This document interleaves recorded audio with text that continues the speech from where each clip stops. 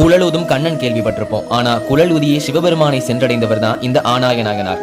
ஆனாயநாயனார் பல்லவ நாட்டின் ஒரு பகுதியான திருமங்கலம் லால்குடி அருகே பிறந்திருக்காரு. இவர் தன்னோட ஊரை எடுத்து இருக்கக்கூடிய காட்டு பகுதிகளில் ஆணிரையான ஆடு மாடு பசு இவைகளை எல்லாம் பிற மிருகங்களிடமிருந்து காக்கும் பொருட்டு அங்க மேய்த்து வந்திருக்காரு. அப்போதெல்லாம் எம்பெருமானை புல்லாங்குழல் இசையால் மகிழ்வித்து தானும் இன்புறுவார். உள்ளம் ஒன்றிய இசையால் பெருமானோடு தினமும் ஒன்றி போகும் இந்த ஆனாய ஆணிரை பணியையும் குழல் வழிபாட்டையும் இனிதே நடத்தி வந்திருக்காரு. அப்போது அங்கிருந்த ஒரு கொன்றை மரத்தை பார்த்து அருகே போயிருக்கு. கொன்றை மலர் 5 இதழ்களை கொண்டது. அதன் மேல் இருக்கும் மலர் குழல் ஓங்காரம் போல இருந்திருக்கு. அதோட கொத்து கொத்தாய் பூத்து குலுங்கி இருக்கும் அந்த அழகை பார்த்த ஆனாயர் அந்த மரத்தையே சிவமாக கருதி வழிபாடு செய்ய ஆரம்பிச்சார். தான் சிவமாக கருதிய அந்த கொன்றை மரத்தின் முன்பாகவே நின்று ஒன்றிய மனத்தோடு தன்னோட அன்பையும் இசையும் இணைத்து மடை திறந்த வெள்ளம் போல புல்லாங்குழலால 5 எழுத்த வைத்து இசைத்திருக்கார். அப்போது வலியவரும் மெலியவரும் தன் முன்பகை விடுத்து அன்புடன் நட்பு பாராட்டியது. அதாவது எந்தெந்த உயிரினம் எதுக்கெல்லாம் பகை அப்படிங்கறதே மறந்துட்டு எல்லா உயிரினும் ஒன்றே நின்று அவரோட இசையில மெய் மறந்து போயிடுச்சு. அப்படியே அந்த இசை எம்பெருமானோட செவி அருகே போக பெருமான் விடைமேதேறி அவ்விடம் வந்து சேர்ந்தார்.